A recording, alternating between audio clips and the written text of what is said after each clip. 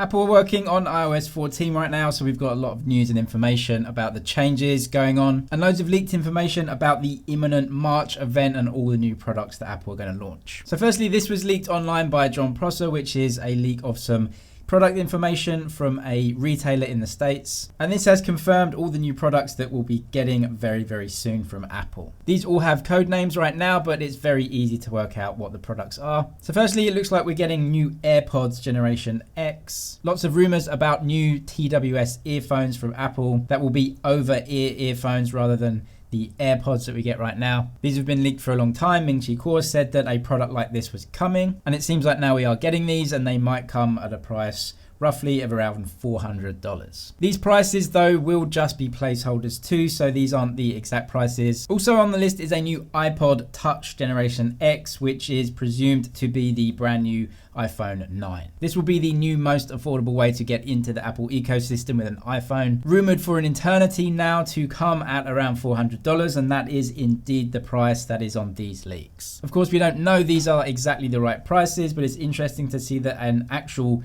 iPhone is the same price as a pair of earphones. You would think with all that silicon and all that hardware in a phone that it would be more expensive than a pair of earphones. But hey, Apple's pricing strategies for its accessories has always been a little bit crazy. We can also see a new Apple TV boxes in the offing. The last version coming out, I think, in 2017, so probably due for an upgrade. And we've got a bunch of new Apple Watch bands hitting the shelves, at least at this retailer. Spring is usually the time that Apple will come out with some new designs in that area. Also, according to John Prosser, the Apple event may actually not happen at all, and Apple may choose an online-only route this time. This is, of course, up in the air right now. We don't know officially from Apple, but with everything going on, and especially with travel restrictions, you could understand that decision. So moving on to the iPhone 12, and there's loads of rumors coming out about this now, especially iOS 14, which will be coming on those phones. We actually got this from Ben Geskin today, along with 9to1 Mobiles, showing us some really cool stuff that Apple are working on in iOS 14. This video shows a new multitasking window in iOS 14 and a different design. You can see that the way the apps come up in the multitasking window, the design has changed a little bit. This is very similar to what we see on iPad OS. Now this apparently, according to Ben Geskin, is not a jailbreak, it's not a mod, but is actually a very early internal build of iOS 14, something that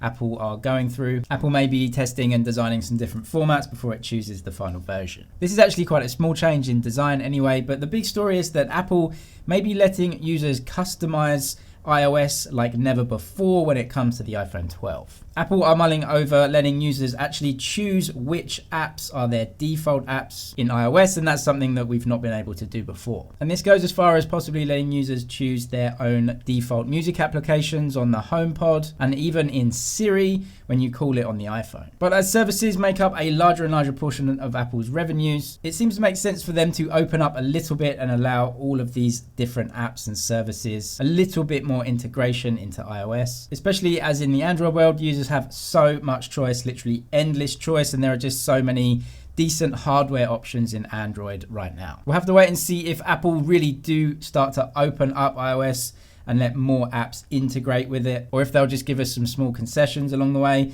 We'll have to wait till iOS 14 and the iPhone 12 to see what they'll do. Subscribe for all the latest tech news and videos. That's it for now, but I'll see you in the next one.